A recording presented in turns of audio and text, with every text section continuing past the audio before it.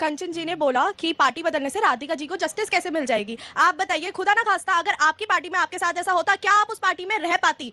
ये जो मैंने गले में पहन रखा है ना, इसी ने मेरी लाज बचाई है। ना आप बोली, ना ये बोले, ना कांग्रेस पार्टी बोली। जब मुझे उस कमरे में बंद किया गया 3 आदमियों द्वारा, क्या मंशा थी उन लोगों की? जब मुझे महिलाओं की आपको शर्म आनी चाहिए।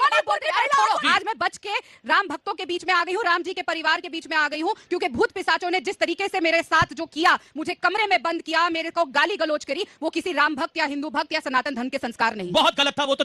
अभी भूत पिशाच का जिक्र हो रहा था, तो सारे भूत पिशाच तो बीजेपी में चले गए हैं। अब जिस पार्टी में थे, जिन को सारे भूत पिशाच आपकी पार्टी में आ गए। आ रहा हूँ, भूत पिशाच में भी आ रहा हूँ। भूत पिशाच जब भागते हैं ना, तो आके भगवान की शरण में उनको शांति मिलती है। ठीक है, तो इन्होंने इनके नेता कुछ बोलते हैं, इनके नेता बोलेंगे कि राम मंदिर बेकार है, इनके नेता बोलेंगे 5-4% मुसलमानों को आरक्षण दो। अब प्रवक्ता आके यहाँ पे ज्ञान देते हैं कि बेरोजगारी, महंगाई, इस सब पे बात करनी चाहिए। अरे करो ना, किससे मना किया?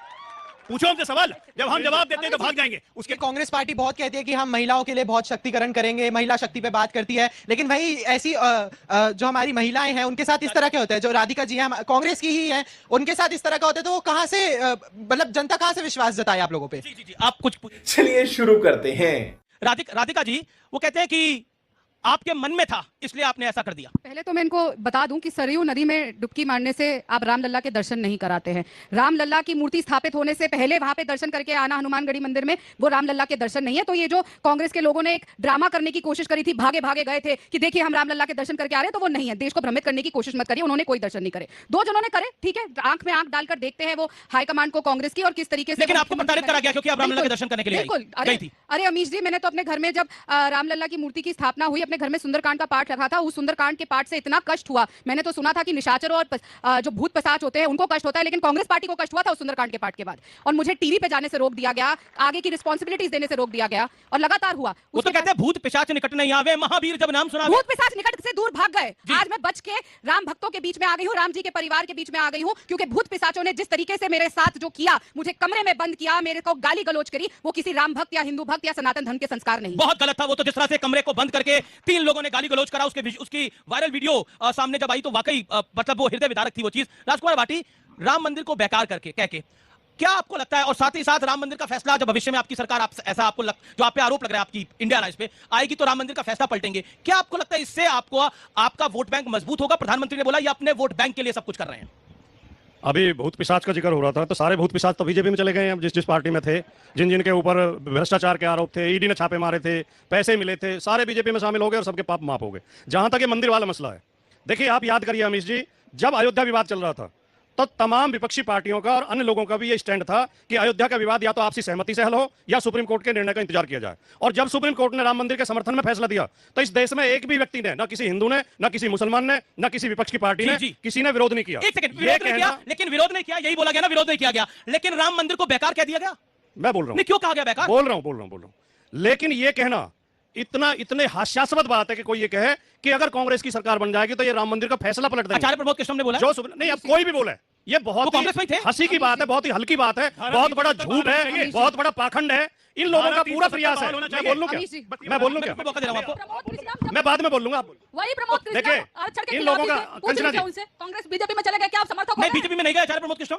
आज जब देश की नौजवान पीढ़ी ये चाहती है कि चुनाव का मुद्दा रोजगार होना चाहिए, जब बुजुर्ग पीढ़ी चाहती है कि चुनाव का मुद्दा पुरानी पेंशन स्कीम होनी चाहिए, जब किसान चाहते हैं कि चुनाव का मुद्दा एमएसपी की गारंटी होना चाहिए, तब भारतीय जनता पार्टी का पूरा प्रयास है कि चुनाव केवल राम मंदिर पर केंद्रित हो। इसलिए बार बार बहानेबाजी करके मंदिर का सवाल उठाया जाता है ताकि असली मुद्दों से ध्यान भटकाया जा सके। असली मुद्दों से ध्यान भटकाने के लिए भाई करते हैं। हम लोगों ने तो नहीं बोला था लालू यादव को कि मुसलमानों को सारे भूत पिशाच आपकी पार्टी में आ गए। आ रहा हूँ, भूत पिशाच में भी आ रहा हूँ। भूत पिशाच जब भागते हैं ना, तो आके भगवान की शरण में उनको शांति मिलती है।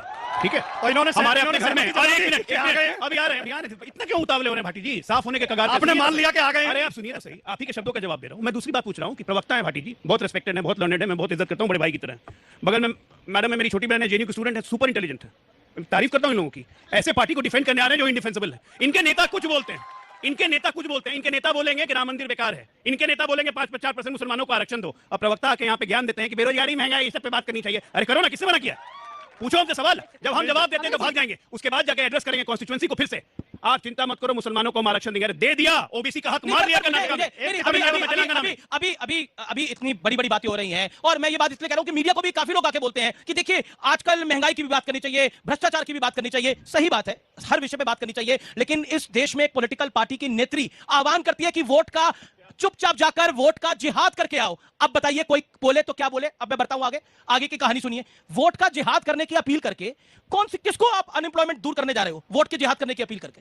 Okay okay, Kanchana Yadav, Kanchana second ले लूंगा आपकी इजाजत हो तो। सर, कंचना जी 30 सेकंड। मैं पूछना चाहती हूँ बीजेपी से, बहन जिसे भी आपने जो ये दुपट्टा पहना है जिसपे कमल का फूल है, उस पे कितना बड़ा दाग है आपको मालूम है? प्रज्वल रेवन्ना 3000 से ज्यादा, मतलब इतने घटिया वीडियो, महिलाओं के साथ जबरदस्ती वीडियो, और वो देश छोड़कर भाग गया। वही प्रधानमंत्री नरेंद्र मोदी जी जिसके समर्थन में आप खड़ी हैं, वोट मांगते हैं, कहते हैं प्रज्वल को जो वोट जाएगा उससे मैं यानी मोदी मजबूत होगा। एक बलात्कारी के लिए मोदी जी वोट मांगते हैं। ये जो मैंने गले में पहन रखा है ना, इसी ने मेरी लाज बचाई है। ना आप बोली, ना ये बोले, ना कांग्रेस पार्टी बोली। जब मुझे उस कमरे में बंद किया गया 3 आदमियों द्वारा, क्या मंशा थी उन लोगों की? जब मुझे महिलाओं की आपको शर्म आनी चाहिए। पढ़ाई लिखाई से कोई सयाना नहीं बनता, याद आपने साबित कर दिया।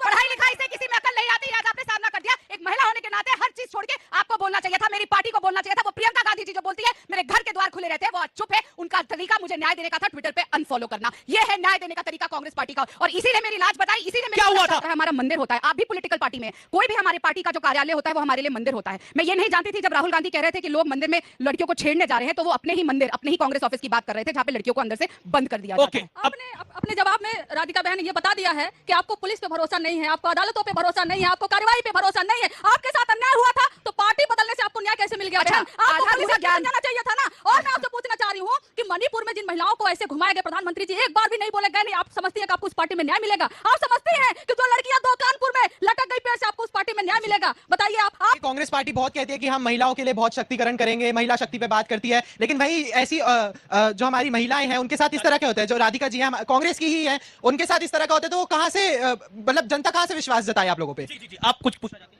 कंचन जी ने बोला कि पार्टी बदलने से राधिका जी को जस्टिस कैसे मिल जाएगी। आप बताइए, खुदा ना खास्ता अगर आपकी पार्टी में आपके साथ ऐसा होता, क्या आप उस पार्टी में रह पाती? क्या आप उस पार्टी में रह पाती? कंचना जी पहली बात, राधिका जी ने बोला है कि राम मंदिर की वजह से, हमारे यहाँ ऐसा कुछ नहीं है, धार्मिक स्वतंत्रता है। मैं राम, शिव, दुर्गा जिसकी भी, अरे भाई खुदा न खास्ता, यहाँ पे विमेन सेफ्टी की बात है, यहाँ पे विमेन सेफ्टी की बात है मैम, यहाँ पे विमेन सेफ्टी की बात है। राम मंदिर और चुनाव ये सब बाद में आएंगे, सबसे पहले सेफ्टी की बात है। और आप ऐसे स्टेटमेंट दे रही है कि वो पार्टी बदल के जस्टिस ले लेंगे। आप प्लीज ऐसे नेशनल टीवी में मत बोलिए। बहन, आपके ही उम्र की एक लड़की आईटीबीएचयू में 3 पदाधिकारी आईटी सेल के गैंगरेप करते हैं, उसके बाद बीजेपी के मध्य प्रदेश में चुनाव प्रचार करते हैं, उस पार्टी में राधिका जी गई हैं। मुझे उम्मीद नहीं है कि वहां से उनको जस्टिस मिलेगा। मैं सिर्फ इतना बोली कि आपके पास पुलिस प्रशासन, अदालतों पे आपको भरोसा करना चाहिए। और सवाल मैं पीछे की तरफ जाता हूं, कुछ सवाल। अगर आपका क्या सवाल है? कितने पेन लगा रखे भैया, कितना लिखते हो तुम? 4-5 तो पेन लगा रखे तुमने, 4-5 तो पेन लगा रखे। अरे सर बस, आजकल जो लिखेगा पढ़ेगा नहीं, वो क्या करेगा?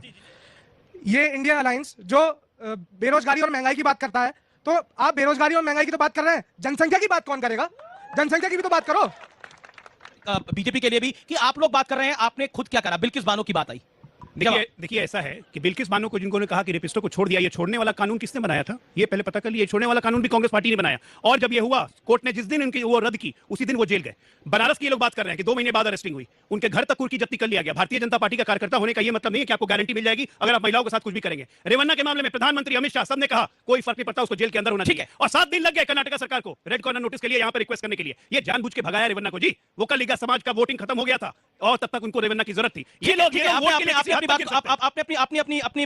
एक बात और कहना चाहता हूं। जी देखिए, आप लोगों को शायद पता नहीं होगा बहुत लोगों को कि पिछले साल जो छत्तीसगढ़ में चुनाव हुए, राधिका जी मेरे साथ कांग्रेस की प्रभारी थी, वहां हम लोग रोज लड़ते थे। और छत्तीसगढ़ राम जी का ननिहाल है, ननिहाल है राम जी का। राम जी के ननिहाल में राधिका खेड़ा जो कांग्रेस के लिए लड़ रही थी, भिड़ रही थी, उसके साथ ऐसा दुर्व्यवहार हुआ। केएल शर्मा जो लड़ रहे हैं अमेठी में, उनको कहा जाता है केयर टेकर से लड़वा दिया। देख लो स्मृति की औकात यही है। अरे स्मृति तो ऐसे बस गई उनके दिमाग, उनके स्मृति में रोज स्मृति ईरानी दिखता है। इनके नजर में कार्यकर्ता मतलब केयर टेकर, समर्पित कार्यकर्ताओं की कोई वैल्यू नहीं। जी लेकिन मैं फिर आता हूं विषय के ऊपर। क्या आपको लगता है कि भारतीय जनता पार्टी पोलराइज करने का प्रयास कर रही है, लेकिन आप लोग भी तुष्टिकरण का प्रयास कर रहे हैं? मैं पहले अपने छोटे भाई का जवाब दे दूं। ये इन्होंने जनसंख्या पर बात, हमारे नेता तेजस्वी यादव जी 100 से ज्यादा रैलियां कर चुके हैं बिहार में, और हर रैली में सिर्फ बेरोजगारी, महंगाई, बिहार के विकास, स्पेशल स्टेटस, इसी की मांग करते हैं। तो हमारे ऊपर ये लांछन न लगाए सर। ध्रुवीकरण नहीं करते? अच्छा जी मैं आपके पास आता हूं भाटी जी, आप लोग भी ध्रुवीकरण नहीं करते। वोट जिहाद तो ध्रुवीकरण था नहीं, वो तो रोजगार मांगने का एक तरीका था। और मंदिर को बेकार कहना, वो भी ध्रुवीकरण का कोई तरीका नहीं था, वो तो जीडीपी को कैसे बढ़ाना है उसका एक उपचार था। मैं समाजवादी पार्टी का प्रवक्ता हूं, और समाजवादी पार्टी के नेता श्री अखिलेश यादव जी हैं। जी, जिस दिन से चुनाव रामगोपाल यादव नहीं है, अखिलेश यादव है हमारे नेता। रामगोपाल यादव आपके नेता नहीं है? वो हमारे सैकड़ों नेता हैं। रामगोपाल यादव नेता नहीं है? सैकड़ों नेता पार्टी में है, लेकिन सबसे बड़े नेता अखिलेश यादव हैं। तो रामगोपाल यादव की कोई हैसियत नहीं आपके? अखिलेश यादव है। क्या रामगोपाल यादव की कोई हैसियत नहीं? अरे कुछ तो बोलो भाई। अगर मैं आपके घर आऊं और आप कहें कि ये मेरे पिताजी हैं, मैं कहूं चाचा ताऊ की कोई हैसियत नहीं है। चाचा ताऊ की बात नहीं है भाई, ये भी कोई बात नहीं। पिताजी तो पिताजी को ही कहेंगे। राष्ट्रीय अध्यक्ष तो हमारे अखिलेश यादव हैं। मैं कह रहा हूं रामगोपाल यादव क्या सामान्य कार्यकर्ता है आपकी राय में? क्या किसने कह दिया? रामगोपाल यादव भी हमारे पास बहुत बड़े नेता हैं, तो लेकिन हमारी फिर पार्टी के तो सर्वोच्च उन्होंने नेता तो बोला, मैंने बोला, आप कहां बोल रहे हैं? इन्होंने बोला, पहले तो उन्होंने मैं तो बोला, बोल रहा हूं। उन्होंने बोला रामगोपाल भाई, रामगोपाल जी ने तो बोला, अब मैं अपनी बात प्रोफेसर रामगोपाल यादव जो थिंक टैंक माने जाते हैं, माने जाते नहीं माने जाते आपकी पार्टी के? एक सेकंड, नहीं ये जवाब दीजिएगा, अब एक रैपिड फायर राउंड हो जाए। प्रोफेसर रामगोपाल यादव आपकी पार्टी के थिंक टैंक माने जाते हैं ना? बहुत बुद्धिजीवी, बौद्धिक व्यक्ति हैं, बहुत सोचने समझने वाले व्यक्ति हैं।